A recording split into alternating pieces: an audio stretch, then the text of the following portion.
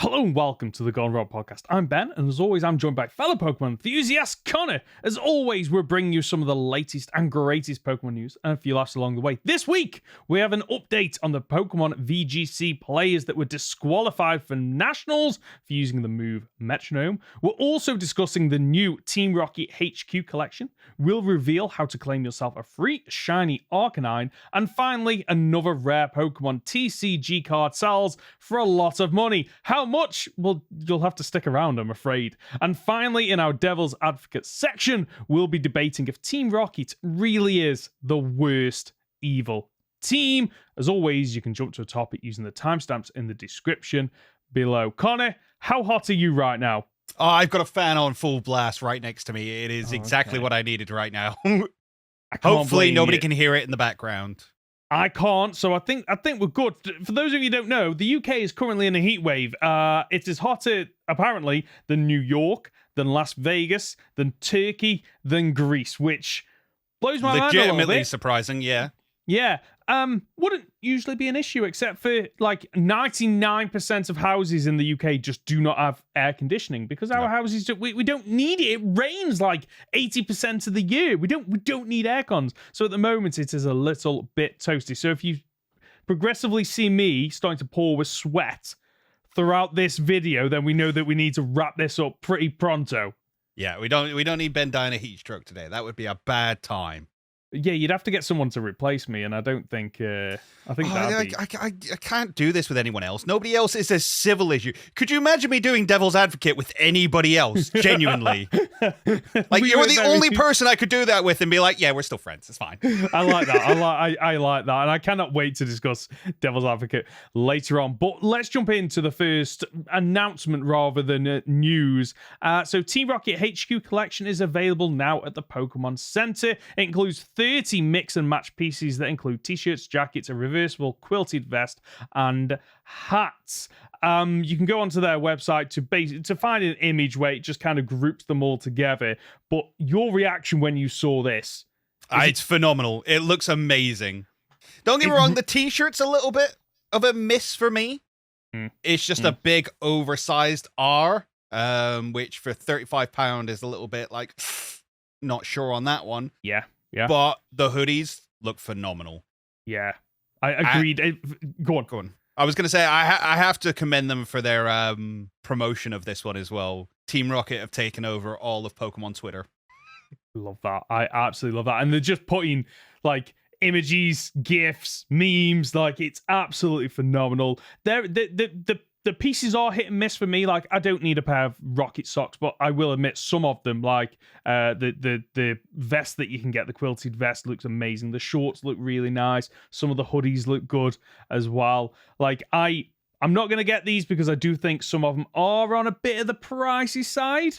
But like, when you look at the cost of these, they're about what you'd pay if you were buying merch of probably someone that you follow on Twitter, on Twitch or YouTube. They're around that price scale. So if you're already buying that kind of merch anyway, then you might as well go out your way and get this. But yeah, it all looks nice, and I would love to see them roll this out with a few of the other teams. Honestly, like the Magma hoodie, absolutely love that. I would love to wear that. I'd love to have that. Like, I'd love to see how quirky they could get with the Team Galactic stuff as well. Oh, these are a bit pricey, actually. Yeah, so the hoodie is $69.99. Yeah. Well, £70. Yeah, that 1 pence makes all the difference. The highest priced item was the pullover anorak jacket for £110, which, yeah, a bit pricey. And the socks were £15. Like, I can go Primark and get a 7-pack for like £4. I think. See, it was the shorts I was looking at, because I do love me a pair of fleece shorts, but £40 for a pair of shorts seems like a lot.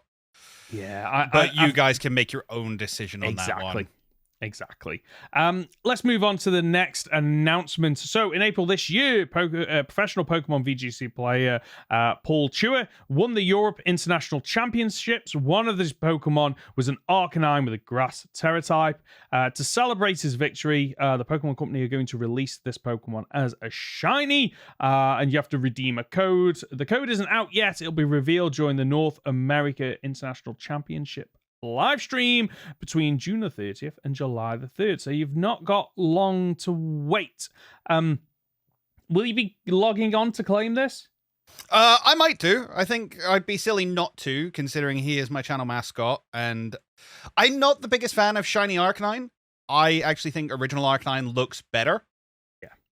But, yeah, you gotta have it, really, haven't you? Yeah, if it was a regular Arcanine, I'd be like, oh, well, if I'm playing anyway, I'll get it. A shiny, whenever there's a free shiny, I don't pass it up, because one day I do want to complete a shiny living deck, so this is just an easy way to get a shiny. And I do like its moveset. It's got a really interesting moveset. What's the moveset? As well. So it's got Flare Blitz, Will-O-Wisp, Protect, and Extreme Speed. Its ability is Intimidate. I think I mentioned that the Terra type's Grass, and it's got the Safety Goggles as well. So it's a really unique, competitively viable Pokemon. Yeah, exactly. And you know what? You could actually, if they keep doing this and keep putting out those competitive Pokemon, you could eventually build a team of winners, so to speak. And then you could easily get to Masters rank. It's just that simple. It is that simple. I have yet to get there, and I don't think I ever will. Let's move on to the third piece of news. I told you I'd reveal the price of this Pokemon card. So a second grader's hand-drawn Pokemon card has set a new record with a $25,800 sale. So this on June the 11th this year. It wasn't a second grader who sold it. No. The second grader made the art for this card as part of a competition for the release of the Pokemon movie Arceus and the Jewel of Life over in Japan. So this was in 2009. Okay, and then they went ahead and produced a number of these cards with this Pichu on it. And we don't know what's happened to the rest of them. Apparently, the auction house that ran this claims there are only between 13 and 100 of these in existence. Now, the reason this one was sold for so much is because it was a mint 10 condition, meaning it was absolutely pristine. And you quite like the artwork, didn't you? Yeah, I think it's really pretty. Actually, when you told me that a second grader made it, I was quite surprised because it's stunning. Yeah. So second grader is one around the age of 7, 8, is it? I believe. I don't know, something like that. That's what I looked up online, but that was like the first link that I got. So do you think, because I'm not gonna lie, I as someone who at one point had a child that was this age, there was no way my child could do this. Is this the parent doing it and submitting it? You don't know. It's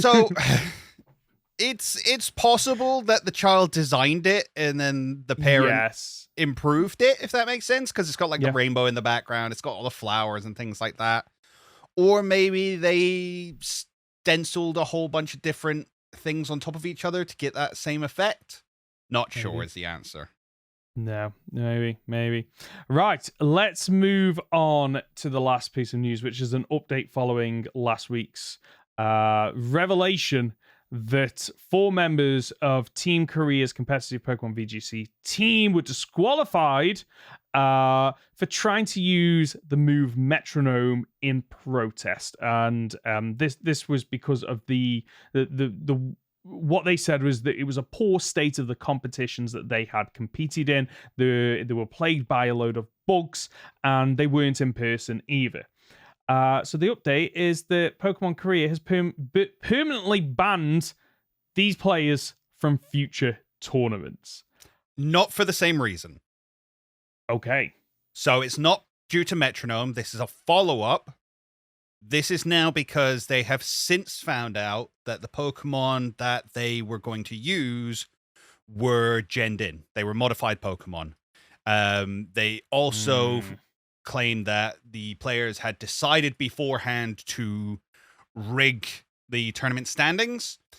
Whether that's because they plan to use Metronome and that's the way they're pitching it, not sure, not clarified. Modified Pokemon, of course, are not allowed. That's never been allowed. People have been caught before. People haven't been necessarily banned for it outright before. But I think this is a culmination of things all on top of each other, and Pokemon Korea have gone, no, I'm just not playing this game with you anymore. I kind of feel like the genning of the Pokemon is almost the smoking gun of, this is for Pokemon Korea, this is the easiest way to kind of say the banned, because any of the other routes they could have gone down, I think opens up the challenge of, well, you're doing it because they've criticized you and you haven't addressed that. You've just taken the easy route, which is to ban it and hopefully sweep this under the rug. Whereas if they could put out all the communications now going, no, they genned in Pokemon, and that's not allowed, and just end it there, anyone that just reads the headlines is just going to think, oh, well, yeah, okay, well, they got banned because they've cheated almost. They still got disqualified for the metronome play, but they have been permanently banned because of the genned-in Pokemon. Oh, it's like last week. It's as complicated because we don't have all the facts. We can only talk about what we've got, and I feel like this just feels like it sets a really interesting precedent. And it's going to be interesting to see what happens as a result of this, because next time people might go, okay, well, we're going to do a protest, but we're not going to fall in the same pit hole of, okay, we're going to bring real Pokemon that we've bought that have, Growl and Leer, like moves that you can't win with, and we'll just stall out, run the clock down. And it'll be interesting to see what the Pokemon Company's response to that is. Yeah, if this kind of thing happens again. Yeah, true. It might not. This might just be a one-off, and people just think it's not worth it. There's no point trying to. Well, that's the other question: is do you think this is this enough of a deterrent now to make other people not want to do this kind of thing again? It ultimately depends on the person. Like, one person hearing this might double down and go, hold on, this is out of order. I'm going to stand up. I'm going to, my morals and values are I need to fight this. Other people might go, you know what? I might not like some of the issues that there are, but it's not worth potentially risking a career over. Because for some people, this potentially is a career because of how much they can potentially earn and the time that goes into it. So I can understand both sides of people either fighting it, doubling down, or just going, you know what, I'm just going to put up with this for now. It's just a shame that, these people have obviously wanted to protest in a unique way, and then this is the fallout of it. Yeah. Yeah, it's a shame that it's escalated to this point. But there you are. I mean, unfortunately, Pokemon are well within their rights to do this. And I don't think anyone can really argue otherwise. So we're just, as we say, we'll keep you updated if there's any further news, but I think that's probably it for these guys. I think it is, unfortunately, but like Conor says, if there is an update, we'll bring it to you. Funnily enough, we've had a question around VGC, courtesy of King Nido, who was asked, with all the VGC discourse, do you think there is a way to make the VGC more exciting for viewers? Interesting. So I was at the European Nationals, European Internationals, and I complained that VGC was not fun to watch. A lot of that came down to the fact that a lot of people were using the same Pokemon, and not even just the same Pokemon, but literally the same stat layout and moveset. As I say, the two people in the final had the exact same Fluttermane. So that you kind of can't get over. That's just how metas are built, and some Pokemon are just stronger than others. One thing they did last year that they haven't got in place for this game was a spectator mode, which was a case if you didn't see either of the teams, you didn't see either the player picking their moves or what they were going to switch into. You just saw the camera flying around and you saw the Pokemon. So you had that level of anticipation building up.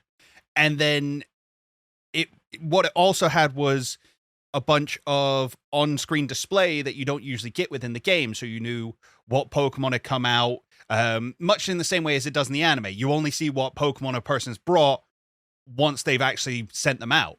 So there's all this anticipation that gets built up throughout it. And that, when Sword and Shield had this spectator mode, it was a lot more fun to watch. Watching just one person's side of the game, it's just not the same. So that would be an initial step for me. Other than that, I'm not sure. Outside of just making Pokemon battles more exciting to play. I think commentators have a lot to say for how enjoyable watching any kind of sport is, especially making it accessible as far as esports are concerned. My hat always goes off to the guys who do TCG. Wassy is amazing, and the guys who do Pokemon Unite, Spraggles, and I always forget the other guy's name. I am really sorry for that. But the guys who do Unite are phenomenal commentators. As somebody who doesn't follow Unite, they make it the most enjoyable thing to watch because their energy is just so high and they get so hyped and you just feed off of it. The VGC commentators aren't bad, but you just don't have that same level of energy off of them. Yeah, that was going to be one of my comments with the VGC competitions that I've watched, is they feel very hit and miss in terms of the commentators. Sometimes you get a great commentator who, like you say, has loads of energy, but doesn't just say what you can see on screen. Like bad ones are going, oh, okay, they used Will-O-Wisp. Okay, yeah, I can see they used Will-O-Wisp. Yeah, tell me why they used it and what that means for the rest of this game. Yes, exactly. Like talk me through, like, the percentage of missing, so therefore, what's the risk of them trying to use that? Why did they choose a specific Pokemon? Like, what are the downsides of being burnt? Like, and I'm saying these as if I don't know the answers to all those questions already. But for people that might be the first time entering this, that might not know some of the little details of, like, paralysis reduces your speed and things like that. Like, that is how you get people enticed by, okay, not only am I enjoying this, but I'm factually learning things about the game that I can bring to my playstyle, whether or not that is single player experience, potentially playing VGC, nuzlocking it, whatever format they want to play. I also think one of the other things that I would like to see, and maybe they already do this, but if so, I haven't seen it, is a post-match like conversation with the players. Maybe they already do that. Yeah. If they do, I haven't seen it. And you see it in football. And don't get me wrong, like football interviews aren't always the best, but where they kind of break it down, if you're watching like Sky Sports, is like they bring up like like they zoom in onto the match after the match and go, well, if he'd have just moved over here, and they move the players and like they draw arrows to where the football should have gone. And I know that isn't a one-to-one translation, but what I would like to see is a breakdown of those matches after and go, okay, so this is why they won, or this is why they lost, and if they'd have done this instead, then what could have the follow-up have been on that. So I don't watch a lot of the streams. I know live they do that. Oh, do they? I know they do. Okay. They do some of the breakdowns and some of the replays and things like that. They do okay, commentary over the top of it afterwards. Okay. But yeah, for me, it's the live commentary that means more. Reads is the biggest one, because a read is very hard to understand if you're not really into the game. Yeah. Because there was one match, and I can't remember where it was, where basically Among Us is in so many teams at the moment because it has Spore. Spore is a 100% accurate move that puts an opponent to sleep.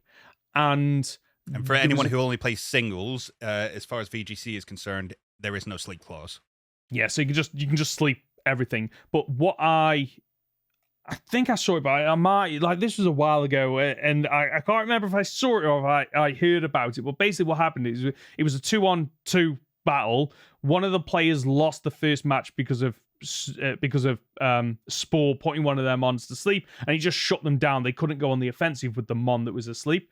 So in the following match, they burnt their own Pokemon. Yeah. because it couldn't then get put to sleep. So the Amoongus went last because of how slow it is. Tried to put it to sleep. It failed because it was already burnt, so it wasted a turn. And because that Mon was now burnt and was using special attack, so burn halves your attack, doesn't halve your special attack. So because it was a special attacking Mon, it could then go on the offensive and attack. And they're the kind of things where you really need a good commentator who can break these reasons down, because some people might look at that and go, wait, why would you attack your own Mon? And actually, in that scenario, it was the right thing to do. It was a brilliant move to make. Oh, yes. But, yeah, and that's the thing. You need somebody who is skilled enough in the game to know what's going on in these players' heads. Agreed.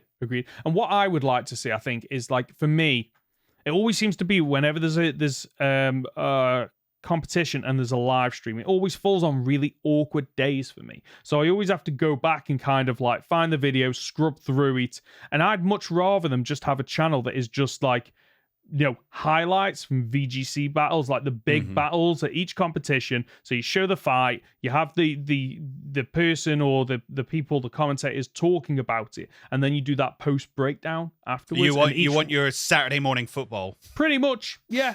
Yeah, and you know, that's a channel that I could subscribe to and ring the bell for, much like I should do for this one, because then I could get those bite-sized chunks of videos rather than, you know, I think they put a lot of the long Pokemon streams on the Pokemon channel. I don't want to hit the bell or subscribe for that one, because then I'm going to get bombarded with everything that I don't want. So if they had a separate channel, I think that'd be a nice way. And then you could then read the comments as well and see what people are saying and suggesting and talking about that the commentators might have missed out on. Yeah. Sounds good.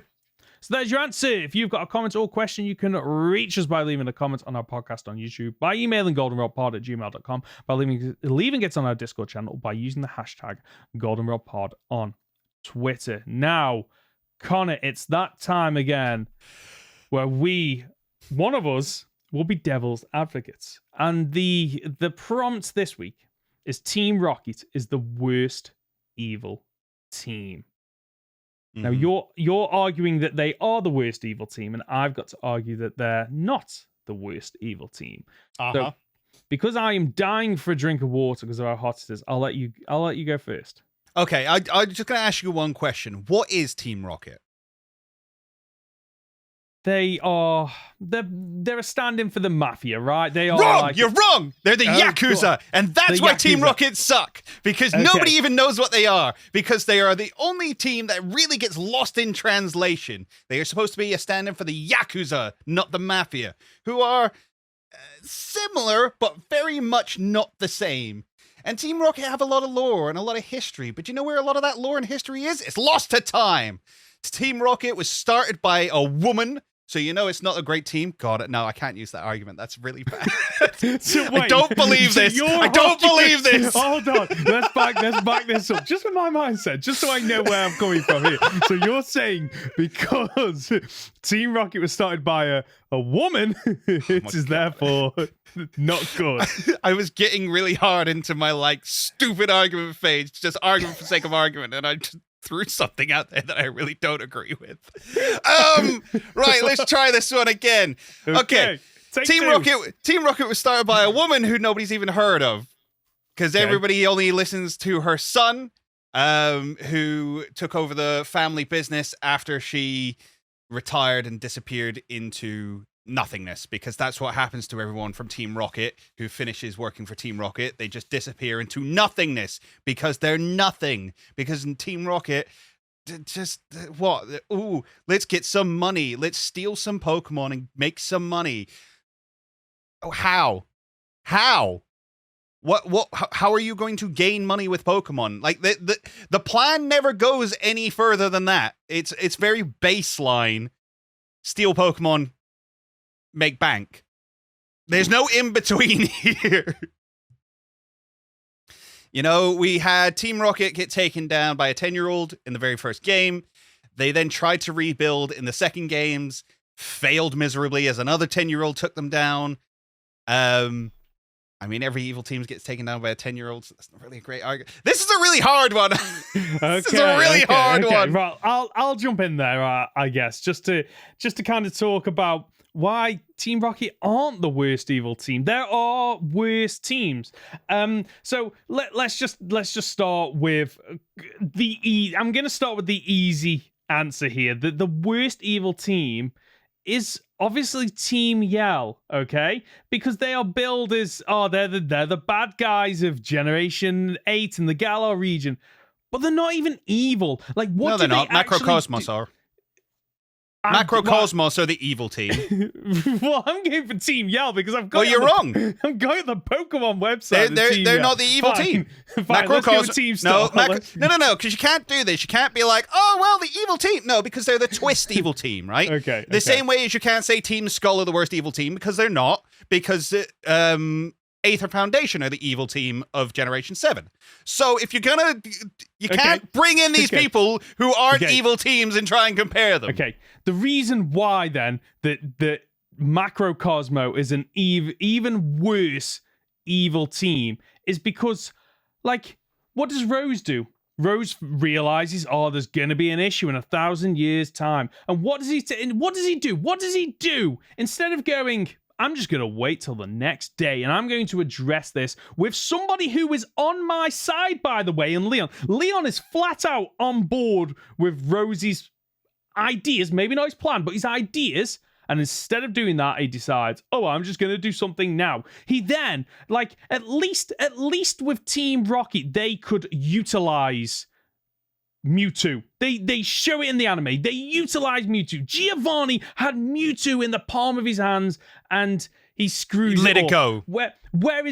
Whereas Rose literally cannot even control Eternatus. He cocks it up so much. I don't know if you can bleep that out. He messes it up so much that a pair of children have to come in with their pet dogs to address it. Like, can you imagine that? Like, losing because you are so inept and so short-sighted that you bundle something that you could actually, like, address and solve. And not to mention, like, with Team Rocket's, like, underlings, like the next level under Giovanni, they're all fairly competent, and the only reason they lose in Gold and Silver is because this protege, this 10-year-old wonder kid, comes in and sweeps them, okay? Whereas in Sword and Shield, like, there are no good underlings. They're all useless. And the one underling that he has is literally his PA, who is an absolute psychopath. Can we just add? Like, no competence there. Like, she could instantly just snap and just ruin the plans even more. Like, Macrocosmo is a much worse evil team. So here's the thing. Rose lost because he couldn't control the overwhelming power of Eternatus, who is one of the strongest legendary Pokemon of all time. Giovanni had Mewtwo. He had him.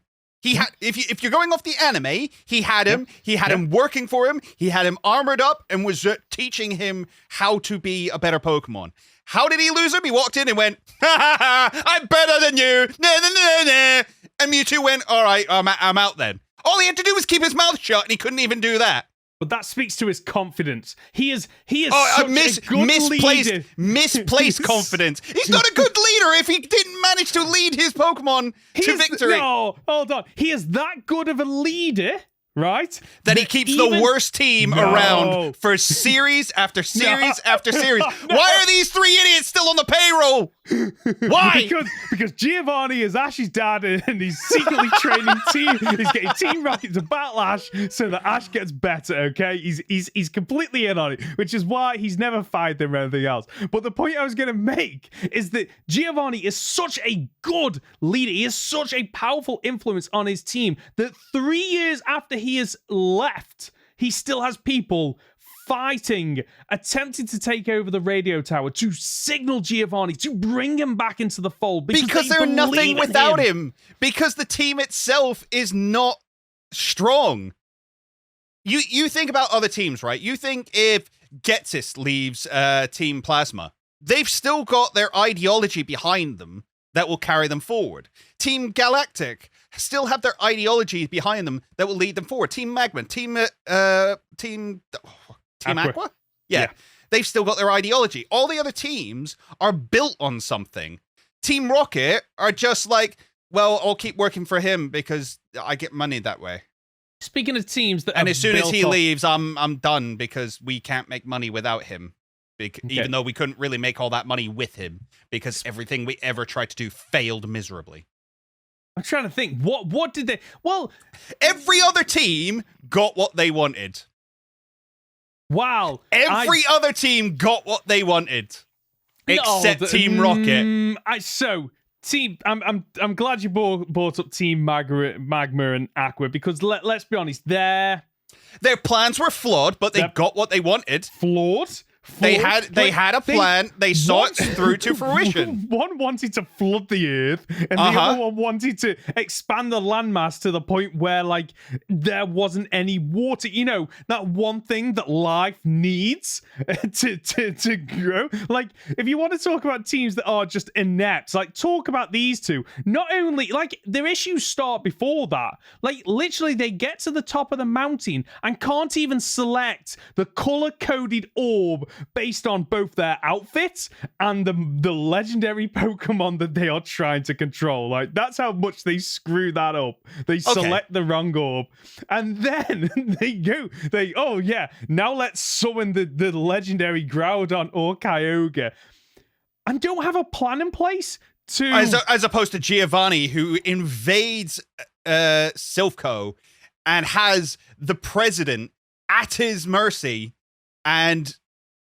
all right. I can't hurt him really.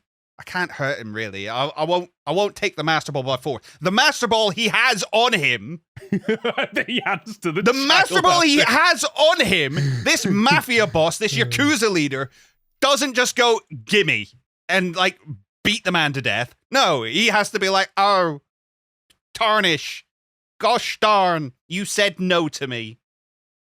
At least Team Magma and Team Aqua took the orb by force from the old man.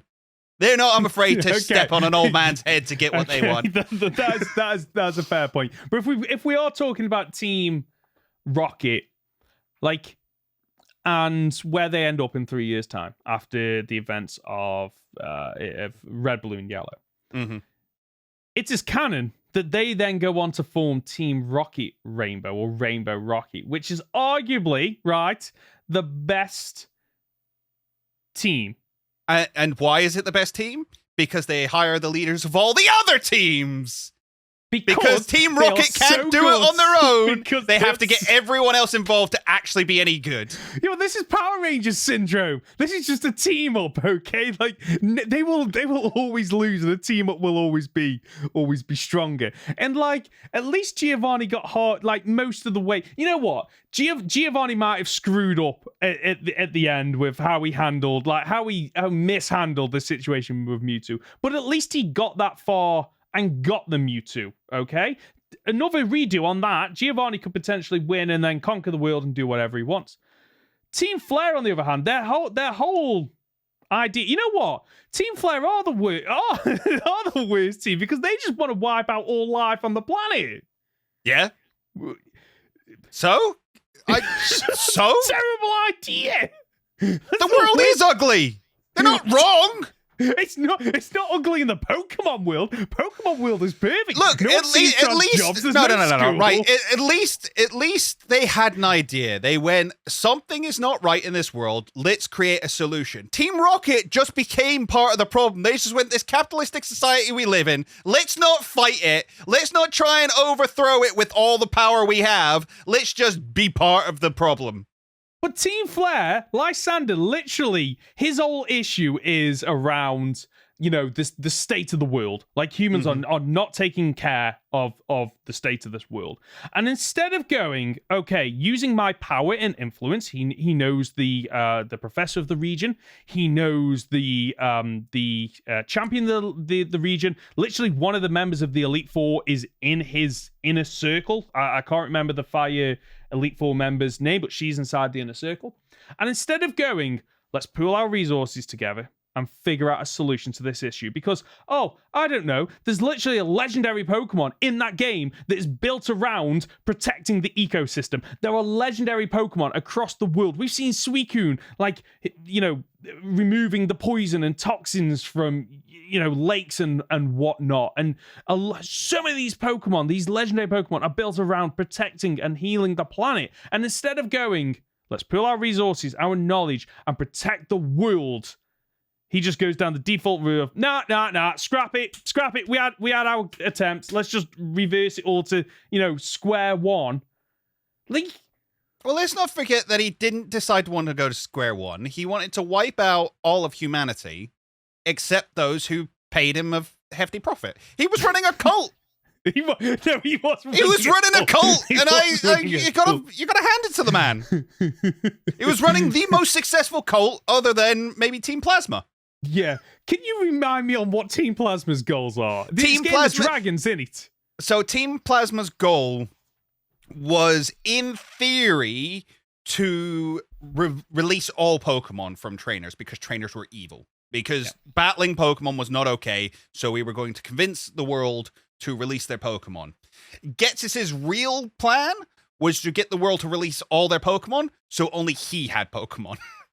Yeah. Which is genius. Which is, okay, right. If you can't tell, I'm clutching at straws going through the teams just to kind of remember which one. So Team Galactic, what was their plan? What was Cyrus' plan? Cyrus wanted to erase the world and build a new one in his image. Okay, right. Which, fair play. Like, if you're gonna have a dream, dream big. Go big. Go big or go home. And then Team Star? Who is the evil team? There is no evil team. There isn't really an evil team. I mean, the evil team theoretically is the protection protocol that takes over the AI at the end. That's the antagonist with the least speak. And then we've got who is it in the Aether Foundation? Yeah, the Aether Foundation. Which, to be fair, she Lucamine is quite a tragic story, really, because she goes a little bit mad because her husband gets taken by an Ultra Beast, and she obsesses over these Ultra Beasts and tries to track him down and find him again, and she ends up taking herself to Ultra Space, and that's their whole thing. They just want to get to Ultra Space, which is fair. I'd want to find my husband if he went missing. Okay, so she's in it for all the wrong reasons. She's not being evil enough, is what I'm hearing, and therefore they are the worst evil team. Well, no, because you've got other people in there, like the bug-eyed green scientist bug-eyed dude, fella. Scientist dude. Right. I'm trying to think up any other arguments I have for why some of these other ones are worse. Because Team Rocket feels like they might not have fully accomplished their goals, but they hit a nice little midway point, and they were sticking around even after Giovanni lost. Whereas all the others just kind of, we lost, let's pack it in and done and dusted and just completely give up. I don't know. I think Team Rocket are the only ones who didn't get defeated in order to lose their legendary. Everybody else got their legendary and then lost. Whereas Team Rocket got their legendary, the legendary beat them themselves, and then they spent the whole game tracking them down whilst you picked them off. So they were actually the furthest from their end goal, which was get the world's most powerful Pokemon, take over the world, earn all the money. Which, it's a nothing idea. And again, This is second generation.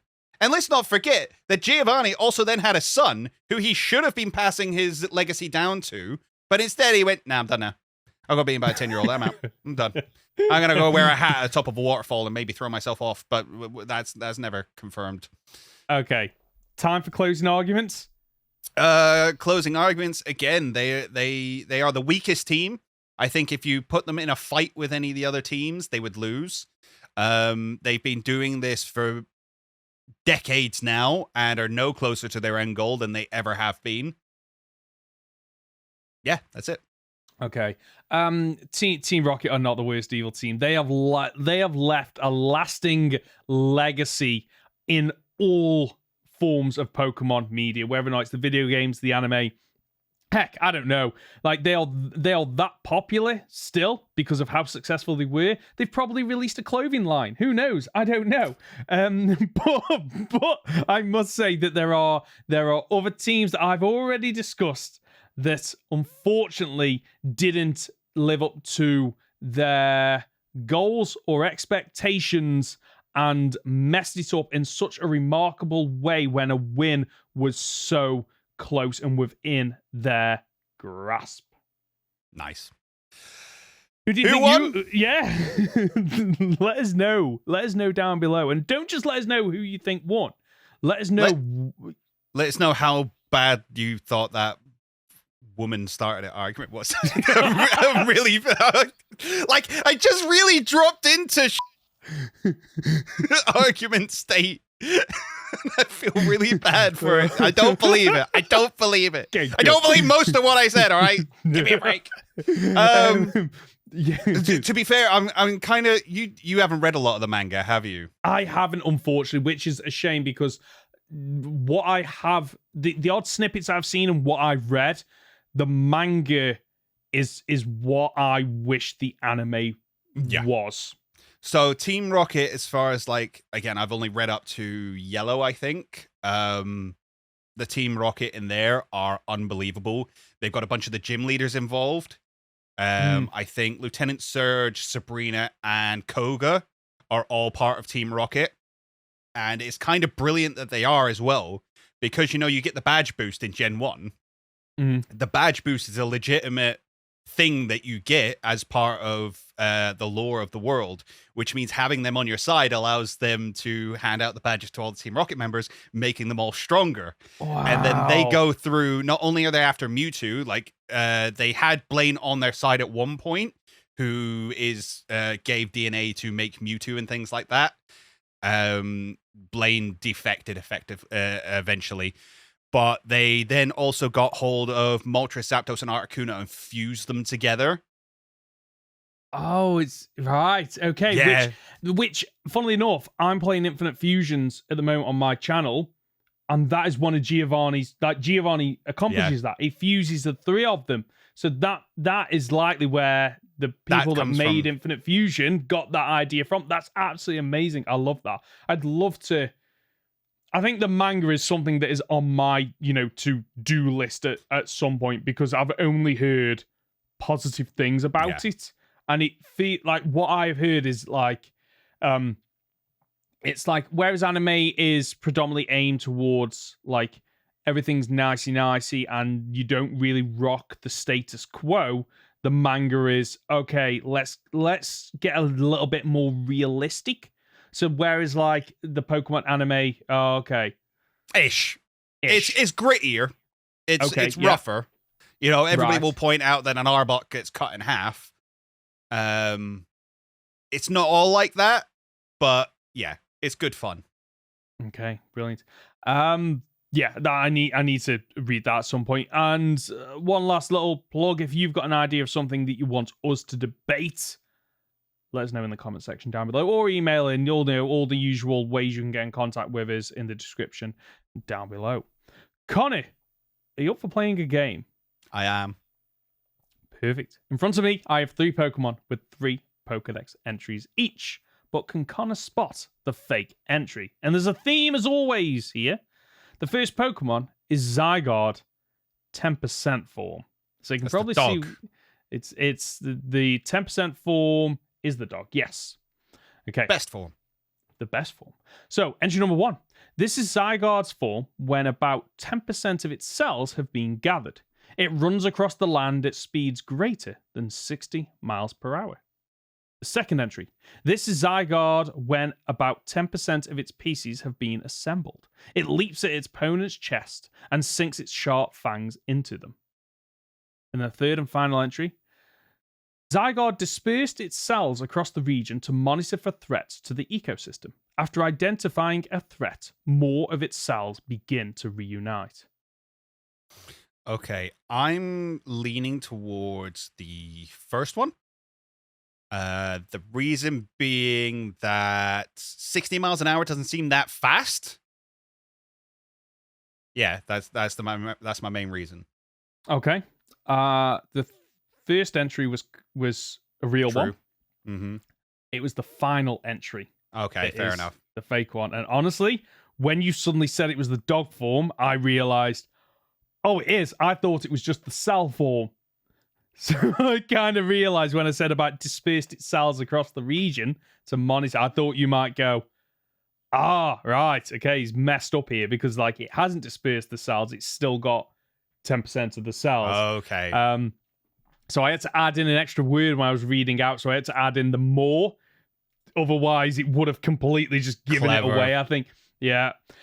So the next Pokemon is Zygarde 50% form. So entry number 1. This is Zygarde's form when it is at half of its full potential. Failing to collect more cells will cause its body to deteriorate. I don't know why I really struggled reading that one. The second entry. This is Zygarde's form when it has gathered 50% of its cells. It wipes out all those who oppose it, showing not a shred of mercy. And the final entry. This is Zygarde's form when about half of its pieces have been assembled. It plays the role of monitoring the ecosystem. I'm gonna go with the first one again. You're correct. It is the first one. So what? Why the reason for the first one? Is it just me just struggling to say? Yeah, just a little bit. It was just like you're tripping over this one a little bit. It feels hard to read. Okay, yeah. Yep. That's also, I don't think it deteriorates. That feels odd. The idea that like this wouldn't hold up, considering that's the first form we got introduced to, was its 50% form. Funnily enough, the deteriorating part is of that part of another. It's part of the 10% one. Yes. So that's why. So I nicked it from that one. Because I thought with the first 10% form there was better entries, and I wanted to use that deteriorating one in something. So I brought that across. And that is because in my head, for whatever reason at the time of writing these, the 50% form, I just had it in my head that it was the dog. I don't know why, because I know it's not. It's the landworm kind of thing. Mm-hmm. So the final Pokedex entry this week is the Zygarde complete form. So, entry number 1. This is Zygarde's 100% form. It is enough power to overwhelm even Xerneas or Yveltal. Entry number 2. This is Zygarde's perfected form. From the orifice on its chest, it radiates high-powered energy that eliminates everything. And the third and final entry. This is Zygarde's ultimate form. It is strong enough to purge the planet of anything that threatens the ecosystem. I don't like the use of the word orifice there.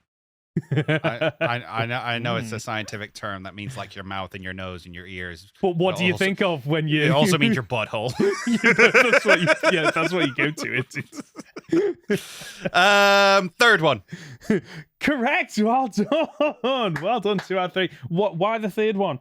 It brought up the ecosystem thing again, which I think is more to do with the 50% form than the 100% form. Okay. What do you, while we're on the subject of Zygarde, what do you make of its like complete form, its design? I think it's interesting. I really wish we got Pokemon Z. Yes. I really wish we got a better look at it and more lore as to exactly what it is and why it is, instead of just a egg hunt in Sun and Moon, and then it's just like, there you go, it's here.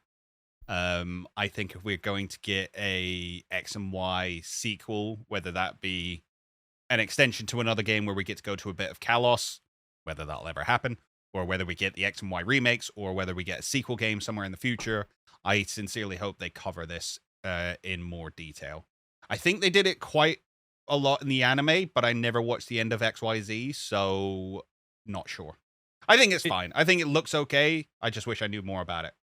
It's a strange one because like I kind of feel like those 3 together is one of the strongest trios. Yes, however, I think they look the least like a trio. Agreed. Yes, I agree with you on that one. But I wish we did, because like Zygarde for me, I didn't really, when I played X and Y, I didn't get it. And then Sun and Moon, eventually I got round to collecting all the pieces. But then by that point, I moved on, and I didn't get to see its complete form until I think Sword and Shield were out, off the top of my head. And I just remember looking at the design and going, like, I get what they're going for, but it just doesn't fit with the others. But then I guess the dog doesn't fit with the landworm either. It doesn't feel like they naturally flow. Yeah, on they from don't each flow other. into each other. Like, but I guess maybe that's the design they were going for. Of, well, these aren't evolutions; they're a percentage of its power. Yeah, And which is why they look so like the cell, like the single cell doesn't look like any of the others. It's such a mishmash of designs, and like I can like elements of the complete form, but it's one of those Gen 6 mons that doesn't. It feels a bit out of place in terms of design. There's a few of them in Gen 6 that feel like they push the boundaries a bit too far of what a Pokemon looks like. Yeah, that's fair. I mean, arguably, I'd say Gen 6 has one of the strongest dexes ever. Yeah, I agree. I think of all the new Pokemon they added, granted, it's not a lot. They didn't add a whole bunch of new Pokemon in that one, but I think a lot strong. What designs. they did were really, really strong. I think Sword and Shield might have the next one. But yeah. Perfect. Unfortunately, they gave us things like Aromatisse and the marshmallow thing. Slurpuff. Yeah, I hate those. Slurpuff. Yeah. It's they were just there to pad out the fairy typing. I think is why, unfortunately. I didn't ask you this before we start recording. Anything you want to plug? The Battle Lock is still going up on Baker's channel. I have nothing going up on mine as of yet, but we're working. Good. I've watched the first couple of, 3 episodes of the Battle Lock. Yeah. I've watched. Really enjoyable. Really liking it. Liking the fast cut that Baker's done, where he's cut out a lot of the, not dead air, because I'd imagine you're still talking through those sections, but he's just pulling out all the key moments. The bits that really you've like seen, the bits of just wandering around. Yeah. No one really cares about those bits. They just want all the, like, any kind of format where it's two people versing each other, especially with like a battle, format. Like, that's what the people want. So the fact that 2 out of the 3 episodes have finished with that is like real credit to, your design around doing that, which I really like. In terms of what I've got coming up next Friday, so a week from today, publishing episode 1 of the Emerald Crest series between myself, British Eagle, and Soul Crest. So it's a race to beat the Elite Four and the champion. Emerald Crest is a ROM hack of Emerald that brings in a load of additional features such as wild bosses, fairy typings, Pokemon all the way up to Legends Arceus, including Generation 8. It's really great way to play Emerald. Really enjoying it. And that's the show for this week. If you've gotten this far, you're just top dollar, aren't you? Conor, where can we find you? You can find me on my YouTube channel at Captain Fidget or on Twitter at CapFidget. I'm Ben, and you can find me as Professor Hoenn Gaming on YouTube and Professor Hoenn on Twitter. As for the Goldenrod Podcast, you can find us on the usual platforms. Search for Goldenrod Podcast on YouTube or on your usual podcast app. Leave a like on YouTube or a 5-star review if you're listening as a podcast. We'll be back next Friday for another week of Pokemon podcast content. See ya!